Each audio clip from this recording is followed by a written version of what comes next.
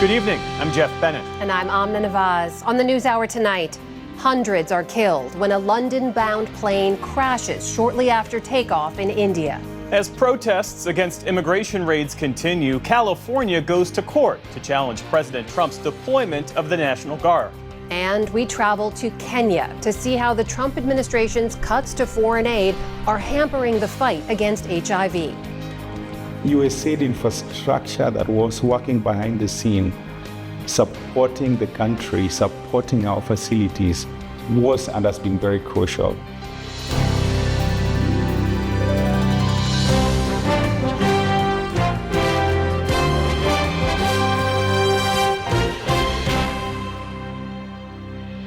Major funding for the PBS NewsHour has been provided by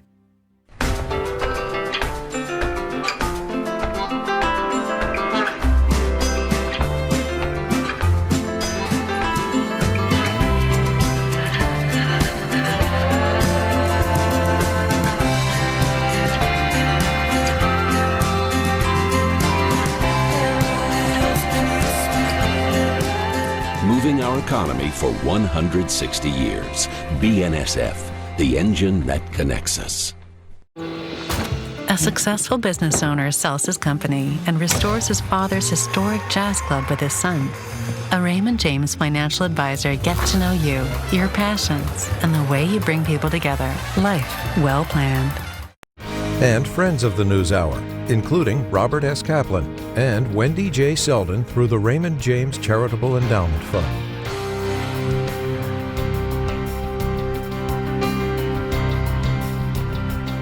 And with the ongoing support of these individuals and institutions.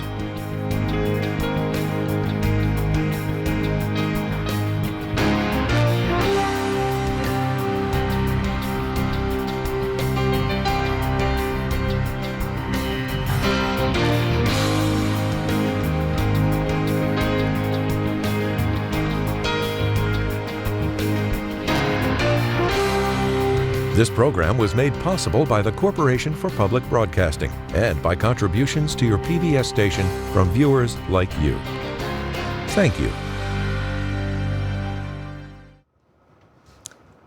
Welcome to the NewsHour. Investigators are trying to determine what led to one of the worst airline accidents in decades.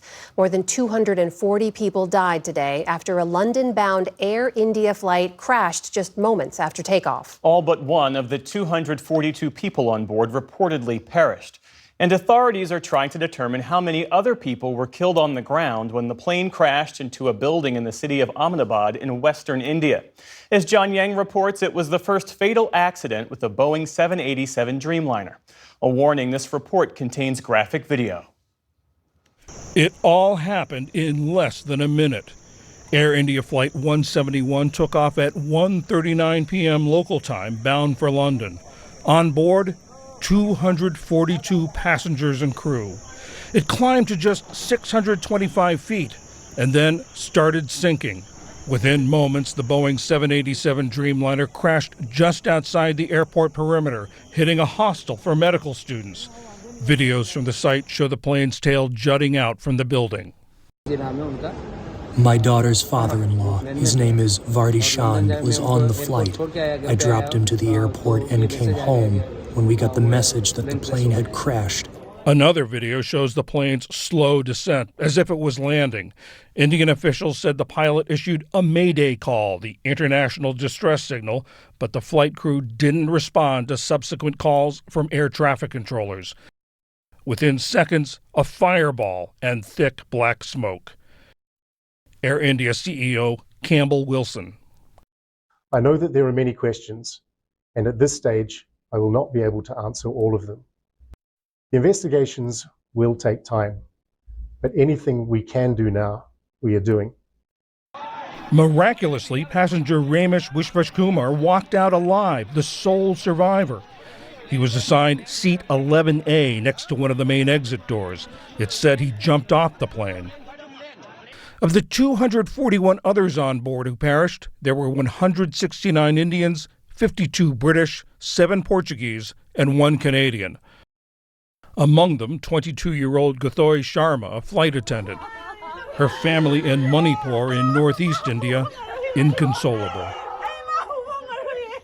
Dr. Koni Vyas and her family of 5 posed for this smiling selfie on board the ill-fated plane. The family was planning to move to London. Goodbye, India. Goodbye. Thank you. 10-hour flight back to England. 2 British nationals, Jamie Ray Meek and Fiongal Greenlaw Meek, posted this video shortly before boarding. And former Gujarat visited his family. Some of the dead were on the ground. The plane crashed as residents of this hostel were sitting down to lunch. Some of the medical students were killed, their meals half-eaten, their bright futures extinguished. For the PBS NewsHour, I'm John Yang. The plane's black box has been recovered, which could provide some answers about what transpired before the crash. Investigators from the UK and the US will travel to India to work with a team on the ground there. For more on all this, we're joined now by our aviation correspondent, Miles O'Brien. So, Miles, having seen the video of the plane taking off, what stood out to you? Jeff, it seemed like a normal takeoff roll. They used quite a bit of the runway, but it was a very hot day there, and so the air molecules are less dense, and that would be expected.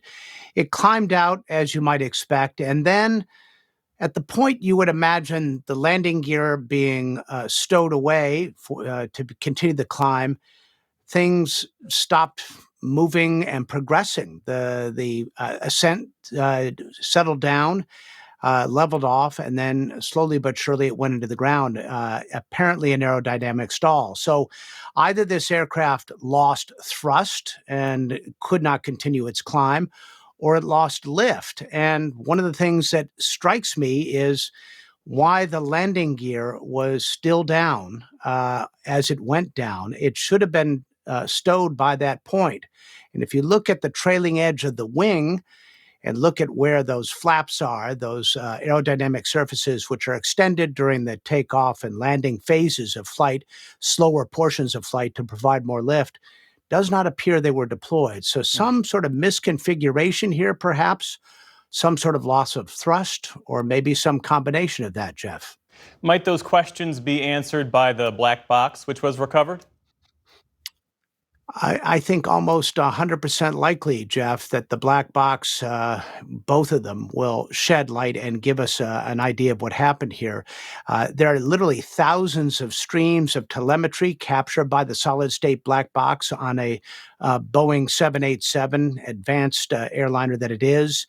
And the cockpit voice recorder itself, which begins when the crew powers on the aircraft at the gate, will indicate if there was some miscommunication about whether the flaps or landing gear should have been stowed, or if there was some misunderstanding about the configuration of the plane or the power settings. There's any number of things that could have led to this, but I'm pretty certain we're going to get an answer because of the recovery of those boxes. And Miles, there's been scrutiny in the past over the design of the 787 Dreamliner. There's no indication the design played a role in this incident. But how does that history inform what the investigators will do when they get on the ground there? Well, it's important to remember that the investigation, a good one, never puts blinders on. All factors are considered, and by process of elimination, you get down to the cause of an accident. Boeing, in the early days of the 787, they had problems with the batteries, had to ground this fleet for quite a while.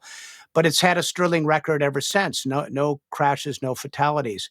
We have heard recently from whistleblowers that there are some questions raised about how the composite fuselage was joined together and whether it was shimmed properly. No reason to indicate that that had anything to do with this particular event. Having said all of that, investigators will be looking at those complicated systems that are meant to keep the aircraft safe to make sure it was doing its job as well, Jeff. Aviation correspondent Miles O'Brien. Miles, thank you. You're welcome.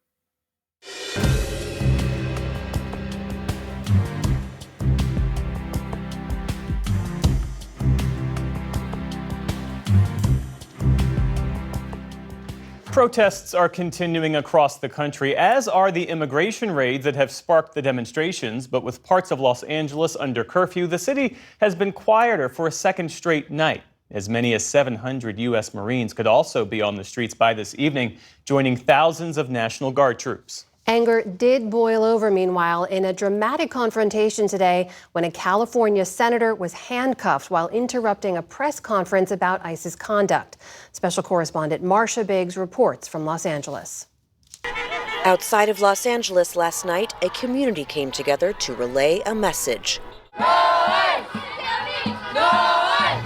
Keep ICE out of Downey, a majority Hispanic community where yesterday agents reportedly conducted at least 3 immigration raids. My mom was a migrant, and I was crying with him on the way over here, like how lucky we are to know that I can go to bed and not worry about in the morning that I'm going to be taken away from my kids.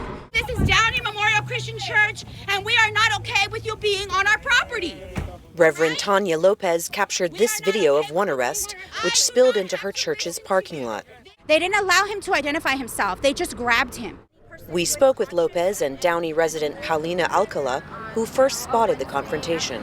I wanted him to hear me very clearly. Do not sign anything. Do not answer any questions. Who can I call? And that's when they decided to draw their weapon on me because I was refusing to step back. All over social media, I've been seeing people post like, beware, there's ICE here, beware, there's ICE here. So I've just been driving around to see it for myself. And confronted several car wash employees. In all, at least 330 immigrants have been detained by federal authorities in Southern California since last Friday.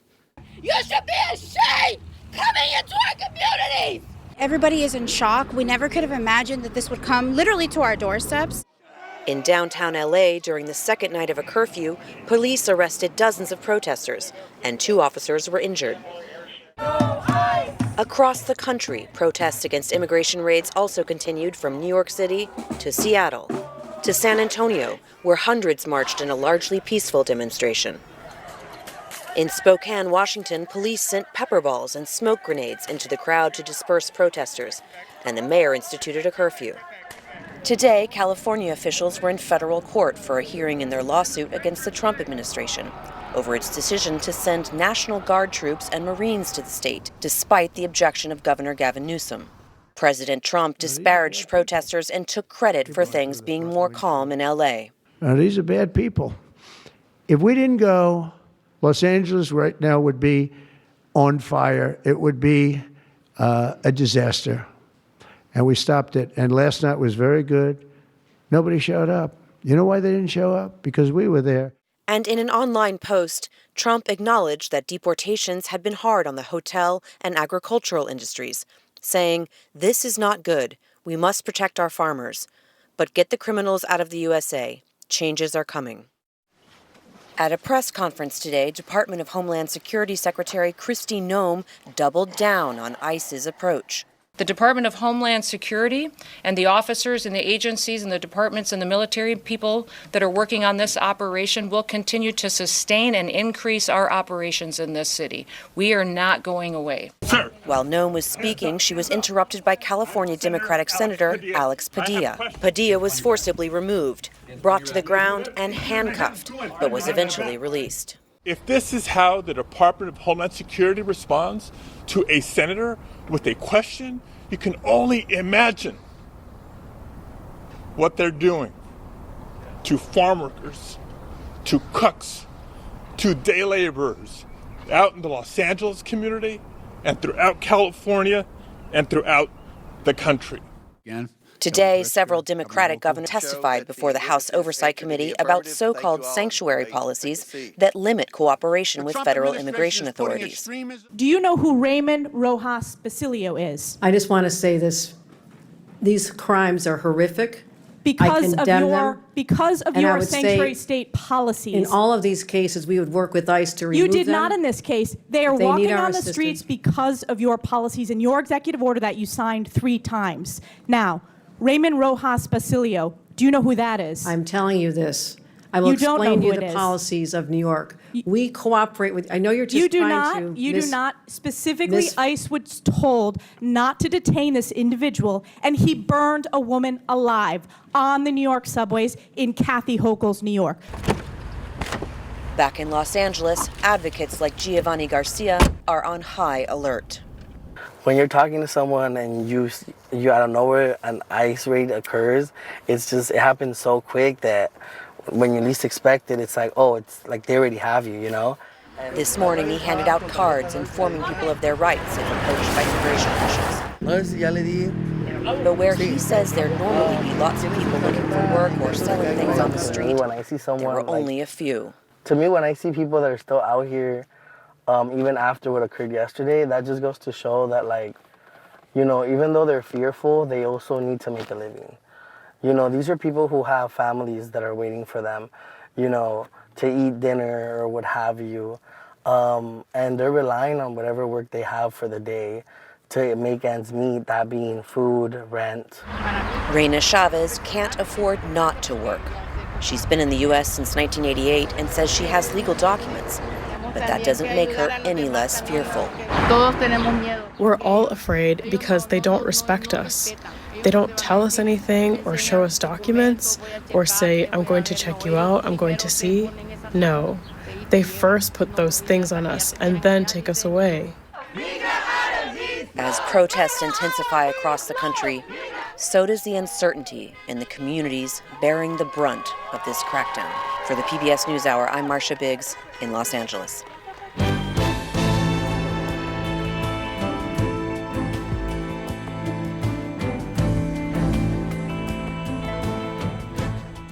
We start the day's other headlines at the U.S. Supreme Court, which delivered 2 unanimous decisions today in favor of the individual over institutions. One case centered on a family's right to sue the FBI after agents mistakenly raided their home in 2017. The justices agreed to revive the suit after lower courts ruled in favor of the agents, which could make it easier for others to sue the government in such cases. Separately, the High Court sided with a student who has a rare form of epilepsy and who claimed her Minnesota school district didn't do enough to accommodate her condition. That decision could open the door for other families to go to the court over access to education. President Trump signed a measure today that blocks California's move to ban new gas-powered cars by 2035. In doing so, Trump reversed the Biden administration's prior approval of the first-in-the-nation rule. He also signed measures to overturn the state policies on tailpipe emissions and smog-forming pollution, calling such regulations crazy. California and 10 other states quickly challenged the move in court. Today's action is the latest volley in an ongoing battle between Trump and California's Governor Gavin Newsom, who blamed the president for what he called an all-out assault on his state. In Texas, flooding overnight has killed at least 4 people in San Antonio. Weather officials say more than 7 inches of rain drenched highways and washed away cars, leaving many drivers stranded. At least 2 people are still missing. Some people were forced to climb trees to escape the water. Officials say they made at least 65 water rescues during one 8-hour stretch. By mid-morning, the flooding was receding, though rain was still falling in some areas. Meanwhile, in South Africa, recent flooding has now killed at least 78 people, according to a government minister. Officials say rescue attempts in the Eastern Cape province have been paralyzed due to a lack of resources. The area is one of South Africa's poorest regions. Rescue teams are recovering bodies and searching for those still missing. Heavy rains on Tuesday burst riverbanks and sent 10 to 13 feet of water rushing into nearby towns. Officials say dozens of schools and hospitals were damaged and roughly 1,000 people were left homeless. Russia hit Ukraine overnight with a barrage of drones that killed at least 3 people. The strikes jolted residents awake in the northeastern city of Kharkiv. It's the latest in a series of ramped-up Russian aerial attacks this week. In the meantime, across the border, Russians celebrated Russia Day with concerts and other public gatherings. The holiday marks the anniversary of Russia's declaration of sovereignty in 1990. It comes as Ukraine's military claims that over 1 million Russian troops have been killed or injured during their 3-year war. That estimate is in line with Western intelligence estimates, though Russia hasn't provided any such numbers since early in the conflict. In Gaza, there are conflicting claims over clashes involving Hamas and an aid group working in the area. The territory's Hamas-run police force says it killed 12 members of an Israeli-backed militia today. But an aid group, backed by Israel and the U.S., says at least 5 of its workers were killed when Hamas attacked their bus. Neither of these claims has been independently verified. But they come amid near-daily shootings around sites run by the GHF, or Gaza Humanitarian Foundation, which has largely taken over aid distribution in the territory. Back in this country, a Harvard University researcher charged with smuggling frog embryos into the U.S. was released on bail today. Russian-born Ksenia Petrova spent 4 months in federal custody after failing to declare a package of scientific samples on her way home from vacation. She was detained at Boston's Logan Airport in February and was then transferred to multiple detention centers. Following her release today, the 30-year-old was all smiles outside the courthouse. I just want to thank everybody who was supporting me, who was following my story. Especially and first of all to my friends and colleagues. I'm very grateful to all the journalists who made my story so famous and so well known. Petrova appeared on this program in April via video call from the ICE facility where she was held. She'll return to court next week for a hearing on the smuggling charge against her. On Wall Street today, stocks edged higher after a reassuring update on inflation. The Dow Jones Industrial Average added around 100 points on the day. The Nasdaq rose 46 points, or 0.25%. The S&P 500 also posted modest gains. And former MTV host and VJ Ananda Lewis has died after a battle with breast cancer. But until then, I got a Snoop video for you, okay? And this one is... She helped to lead one of MTV's flagship programs, Total Request Live, or TRL, the iconic daily Top 10 music video countdown, along with other shows like Hot Zone. Her fame at the peak of MTV's prominence led to her own syndicated talk show, The Ananda Lewis Show, when she left the network in 2001.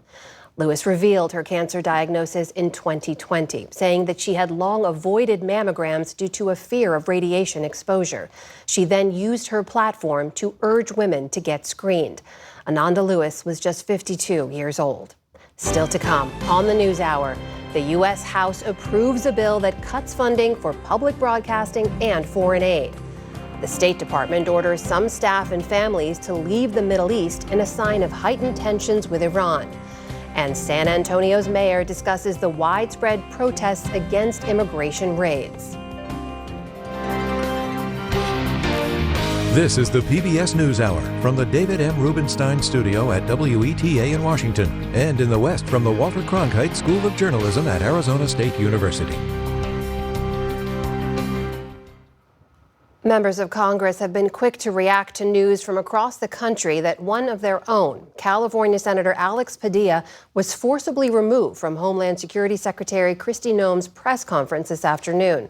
Democrats pointed the blame at the Trump administration, while Republicans called out the senator. And it all came as the House voted to cancel nearly $10 billion of foreign aid and public media funding. Our Lisa Desjardins has been following it all from Capitol Hill, and she joins me now. So, Lisa, let's start with Senator Padilla. Tell us about the reaction among lawmakers you've been talking to after that incident and his handling by federal officials there. Now, as I speak to you now, these events didn't happen that long ago. The reaction on Capitol Hill was swift, especially from Democrats. They were outraged and concerned that what they saw and what happened to Senator Padilla is something that they think could grow. They saw a danger here, and they took their concerns across the Capitol, outside of the steps of the Capitol themselves.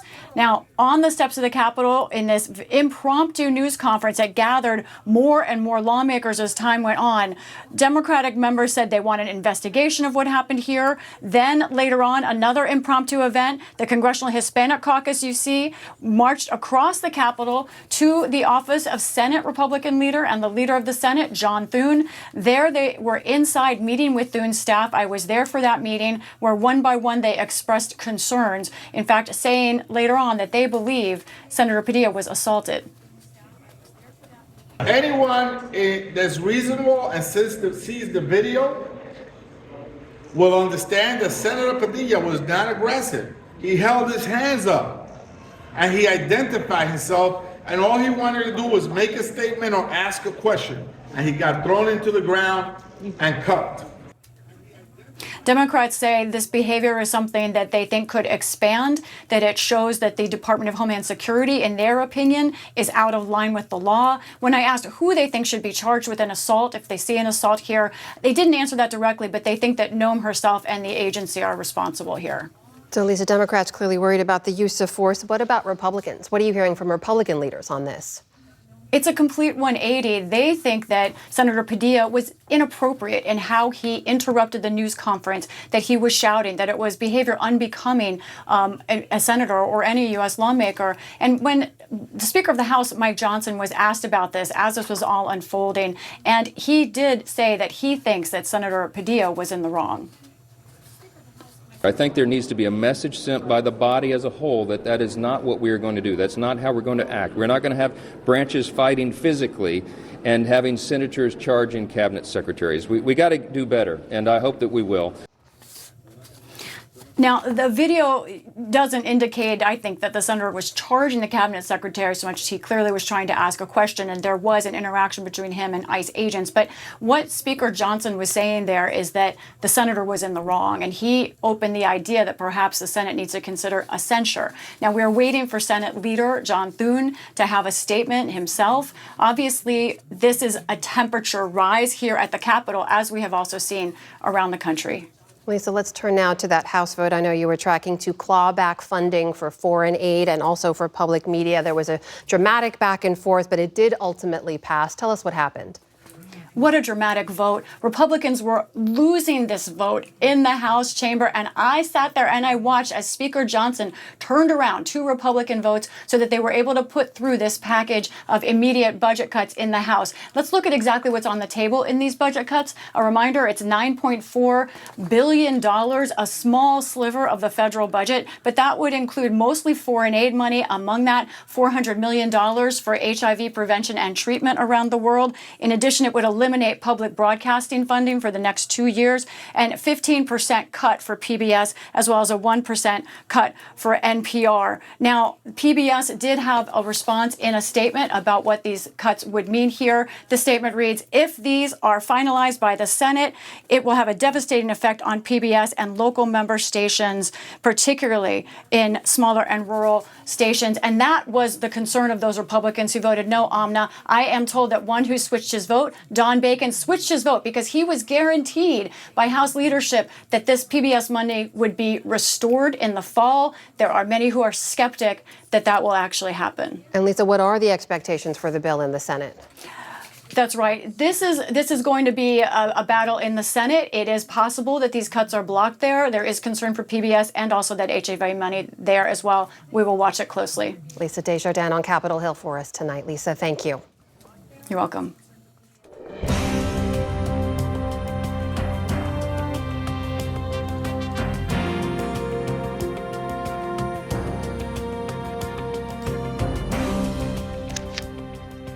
President Trump is downplaying the likelihood of an imminent Israeli strike on Iran's nuclear sites, but he's also warning Americans in the region to leave, citing the risk of conflict.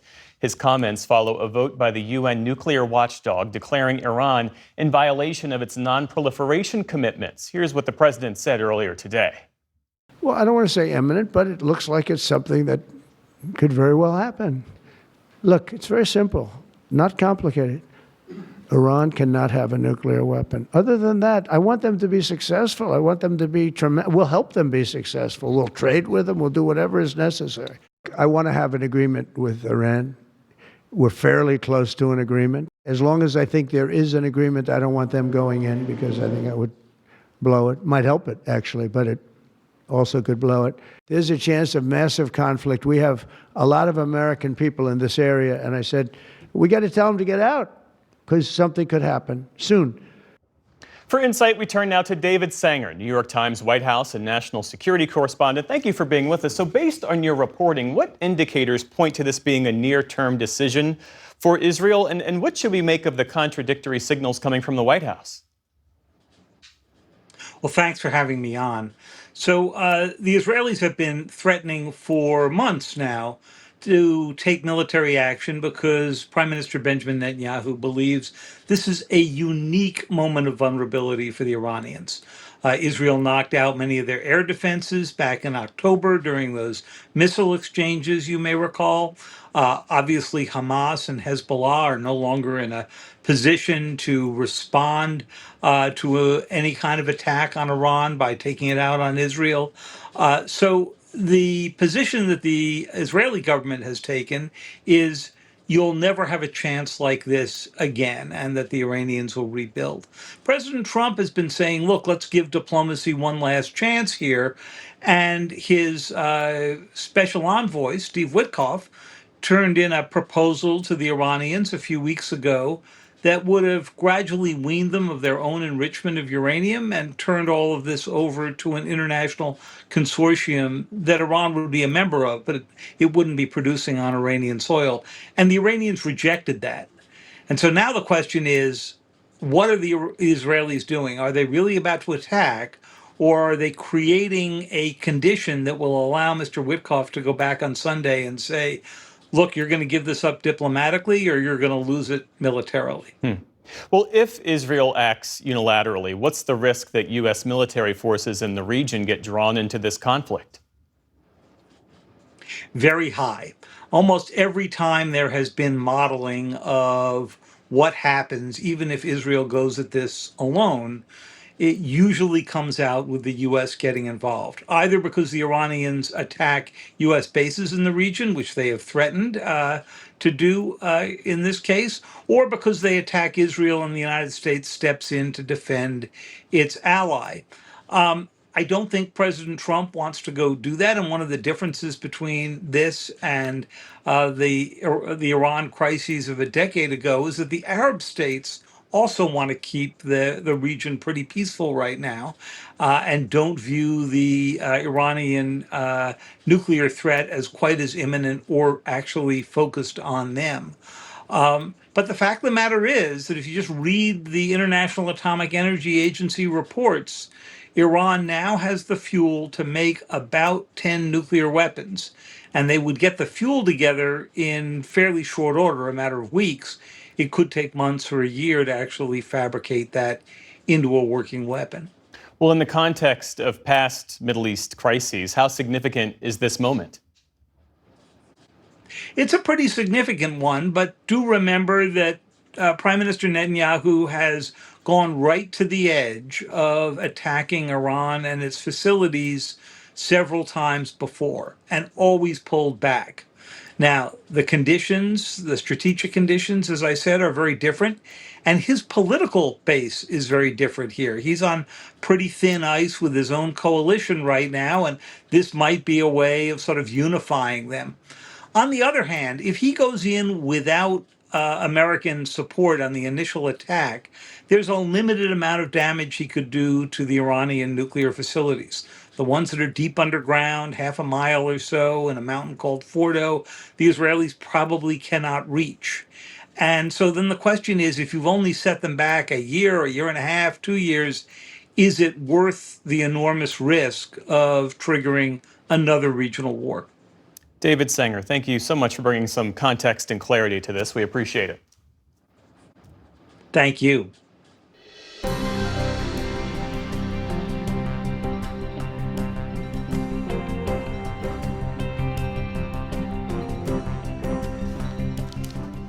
Today, a federal judge in California heard the state's challenge to President Trump's deployment of the National Guard and U.S. Marines to Los Angeles to assist with enforcing federal immigration laws. The administration argues that the president had discretion to deploy the troops and they're in the city to protect law enforcement.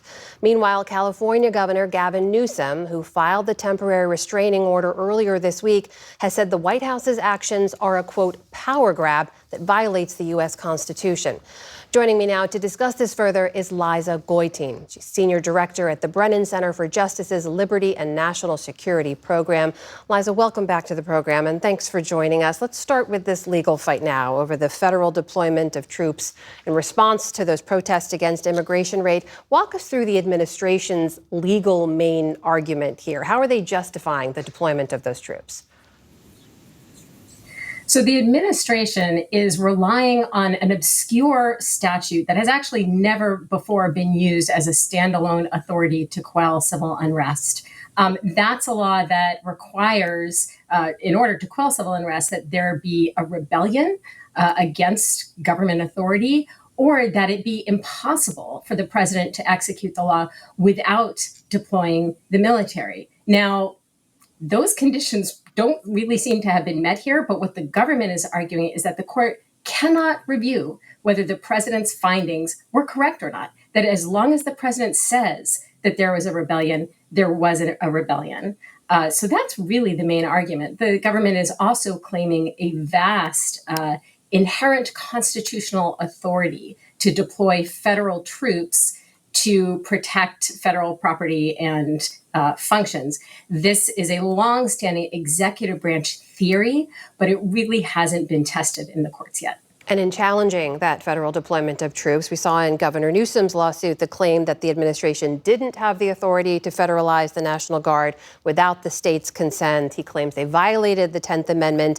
And they also argued that this kind of civil unrest that they're seeing can be handled and contained by state and local authorities. What do you make of that argument? Well, quelling civil unrest is a responsibility that is entrusted to state and local law enforcement, state and local officers under the Constitution, except in the most extreme circumstances. And the Department of Justice has historically taken the position that federal troops should be deployed for this purpose only if the state requests assistance, if there is outright defiance of a federal court order, or if state and local law enforcement are completely overwhelmed. And once again, none of these conditions are present here. The last time that a president federalized the National Guard and deployed them to a state to quell civil unrest over the objection of a governor was in 1965 during the civil rights era to protect civil rights marchers who were marching from Montgomery to Selma, Alabama. So that has happened really in circumstances where state and local law enforcement were not willing to take action against threats of violence or violence against civil rights marchers, African Americans who were trying to attend school, or in cases where state and local law enforcement were in open defiance of court orders. Liza, one important distinction I want to get your take on here. We've heard that the National Guard is saying the officers have been accompanying ICE on immigration raids, that the federal officers there are not enforcing arrests yet there. What would have to happen legally for those troops to act in that way? So the Posse Comitatus Act, which is an extremely important law in our country, prohibits federal forces from engaging in core law enforcement activities, such as arrests, searches, and seizures, unless expressly authorized by Congress. And what the administration is saying is our armed forces right now on the ground are not actually engaging in those activities. And as of now, that does seem to be the case. However, reportedly, the troops have been authorized to detain civilians. That is a core law enforcement activity under the Posse Comitatus Act. So if and when that starts to happen, and frankly, it's hard to see how that doesn't happen if they're going to do more than just stand in a line outside of these federal buildings. Then we're going to see this claim of inherent constitutional authority butting up against one of the most important laws that Congress has passed, the Posse Comitatus Act, which is a vital safeguard for liberty and democracy. I've just got about 30 seconds left, but I want to ask you about the potential for troops to be deployed in even more cities across the country. As a legal expert tracking the use of this emergency power, how do you look at that? Well, one of the most alarming things about all of this is that President Trump's memorandum authorizing the deployment of troops is not limited to Los Angeles. In fact, it doesn't mention Los Angeles. It authorizes deployment of federal forces anywhere in the country where protests against ICE activity are occurring, regardless of whether those protests involve any violence, and also in places where protests are likely to occur. That kind of preemptive nationwide deployment is absolutely unprecedented in our history. That doesn't happen in the United States of America. Liza Goitein of the Brennan Center for Justice, thank you for joining us tonight. My pleasure. Well, today, Texas Governor Greg Abbott said 5,000 National Guard members have also been deployed throughout that state ahead of planned protests. Several mayors are pushing back on that move, including San Antonio Mayor Ron Nirenberg. I spoke with him earlier today. Mayor Nirenberg, welcome to the NewsHour. How would you characterize what unfolded in San Antonio last night? What did you see and what did it signal to you? It was a peaceful demonstration in opposition to very cruel and inhumane ways that the Trump administration is carrying out its interpretations of immigration law. Once again, San Antonio has demonstrated that we have a long tradition of peaceful demonstrations and protests in support of human rights and civil rights. And it was there last night. And it was also monitored and supported in people exercising their First Amendment rights by our San Antonio Police Department, which does a great job in supporting people's right to assemble. Governor Abbott says the decision to send in the National Guard will allow for what he called a more robust response. Do you agree? Well, we don't need the National Guard. We know how to handle these kinds of protests and demonstrations. We have a long history of that. We didn't ask for the Guard. We weren't notified about it. My hope is that DPS and the San Antonio Police Department will remain coordinated. But in my estimation, this kind of anticipatory show of force only feeds into the people that want to escalate tensions. And that's not the goal if our effort is to protect public safety. And how does that complicate your job as mayor? Well, number one, this nation and our democracy is founded on the right to exercise speech and to assemble and to oppose dictatorial law or dictatorial rule. And that's what people are doing here in the street of San Antonio and so many other places. It ought to be supported by people at the same time protecting public safety. And that's what we have continued to remind our community. There is a way to do this right and also make your voice heard, and that is to ensure nobody gets harmed and property isn't damaged. That's what the police department here is very good at supporting, and they're going to continue to do that. National Guard hasn't been deployed in San Antonio in a very, very long time, and we don't see it's necessary given what we saw last night and what we've seen repeatedly over the years. How have the ICE raids affected the San Antonio community? Well, San Antonio is an international city. We are a binational community by heritage. We are a community that's the largest Latino majority in the country.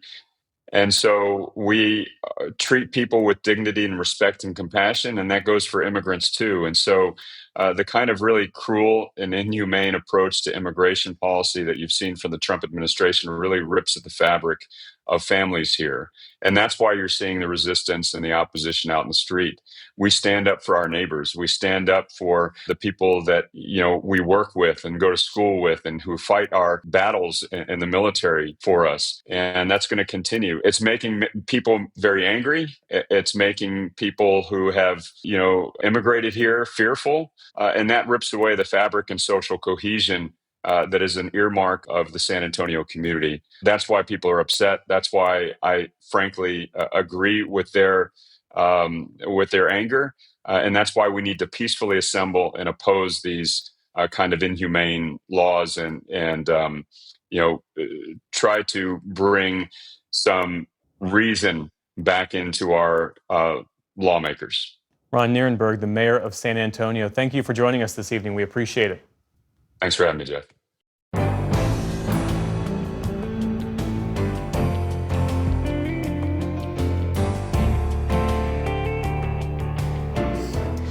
The Trump administration's cuts to the U.S. Agency for International Development, or USAID, have reverberated around the world.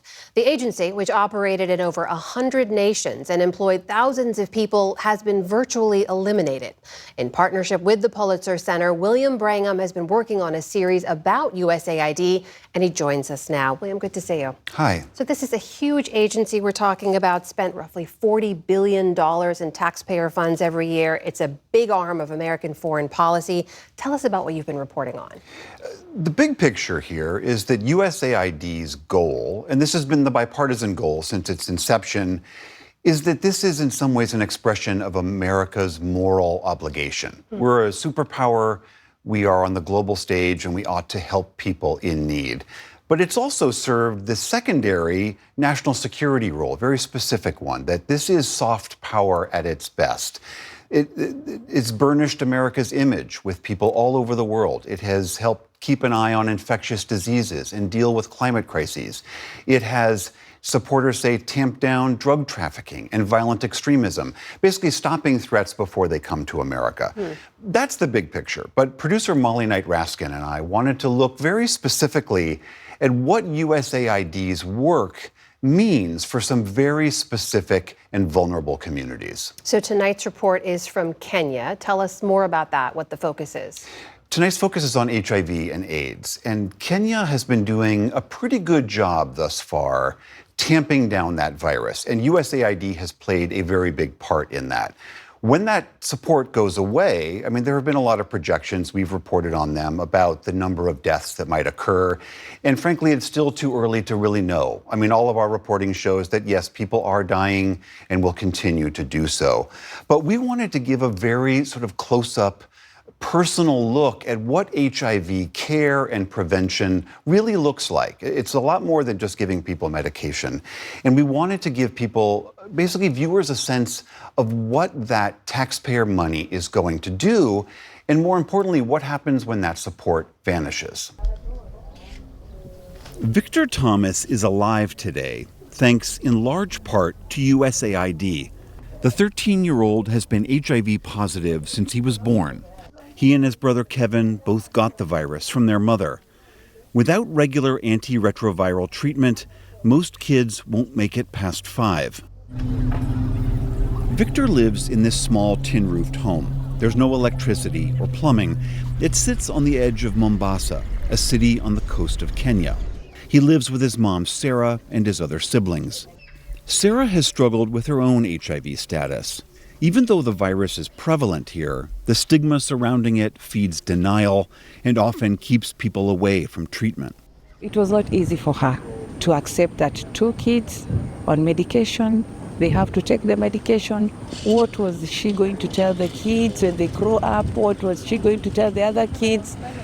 She's a single mother, and she didn't accept herself totally.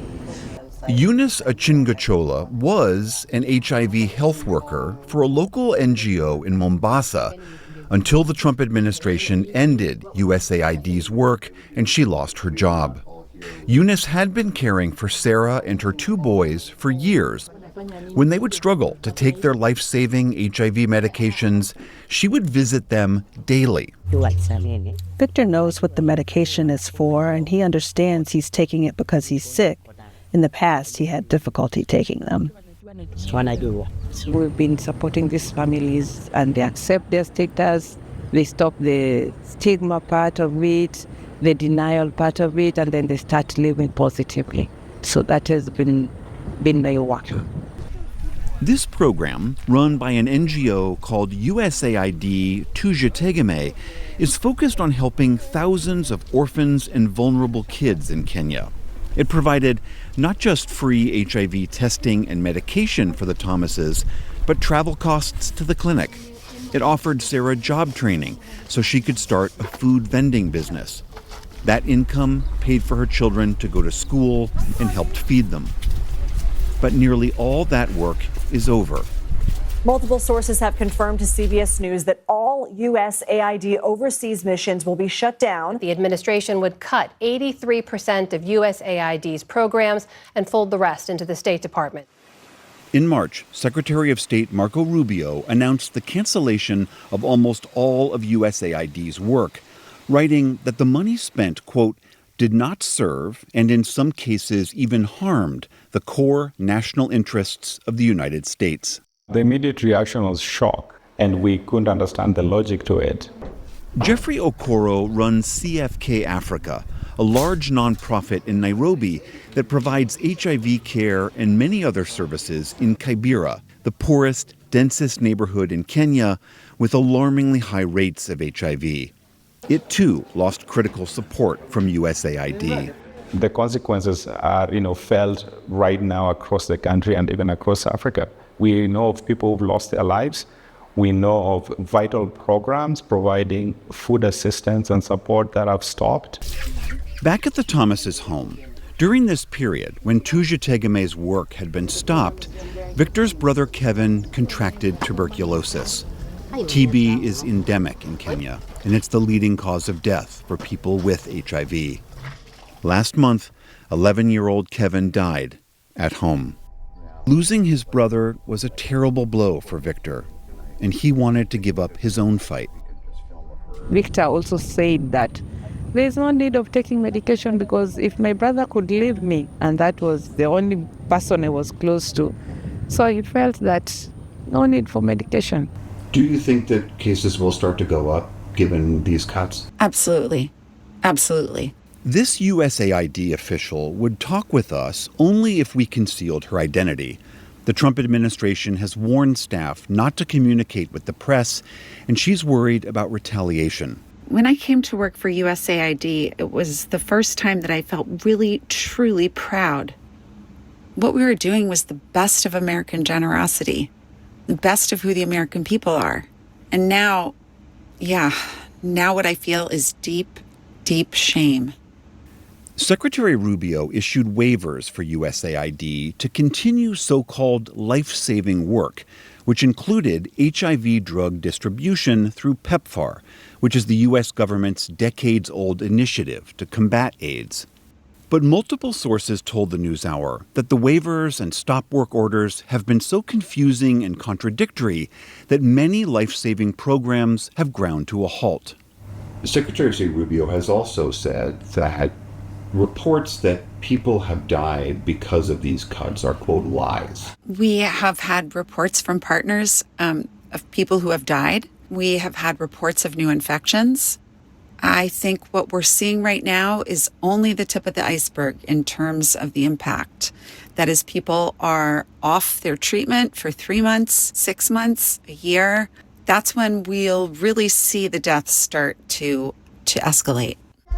There are fears that USAID's withdrawal will drive new infections in another vulnerable population, adolescent girls and young women.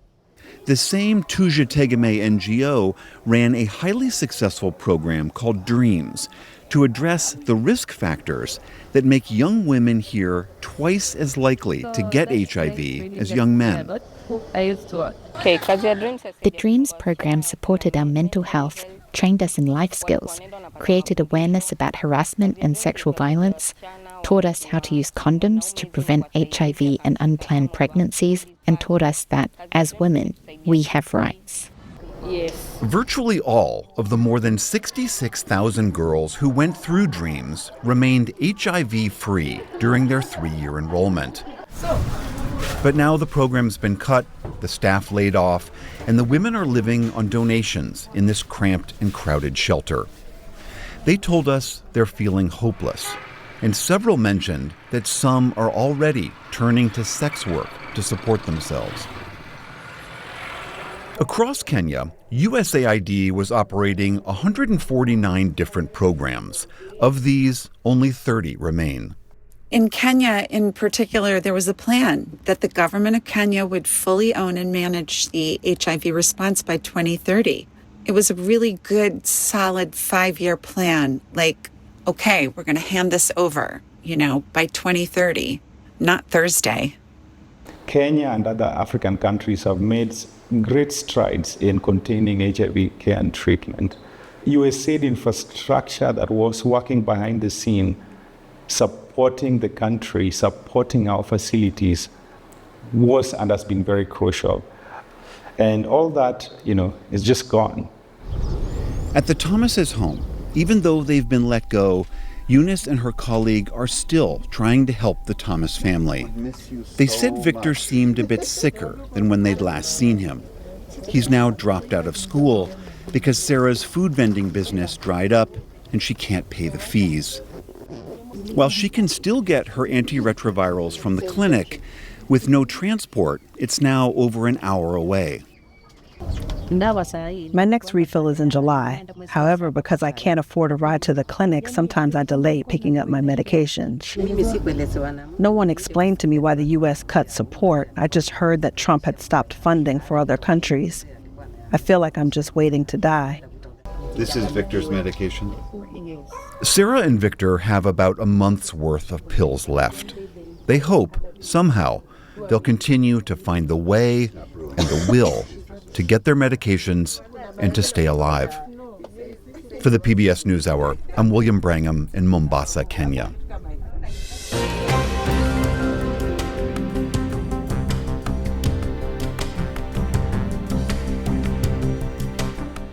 And that is the NewsHour for tonight. I'm Jeff Bennett. And I'm Amna Nawaz. On behalf of the entire NewsHour team, thank you for joining us.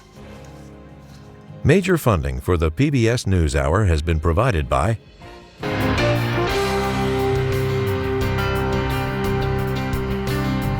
Carnegie Corporation of New York, working to reduce political polarization through philanthropic support for education, democracy, and peace. More information at carnegie.org. And with the ongoing support of these individuals and institutions.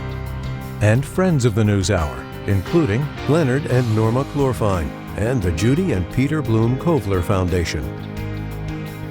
And with the ongoing support of these institutions.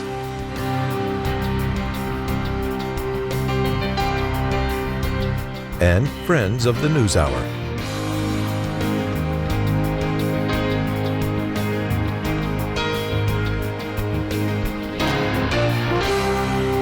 This program was made possible by the Corporation for Public Broadcasting and by contributions to your PBS station from viewers like you. Thank you.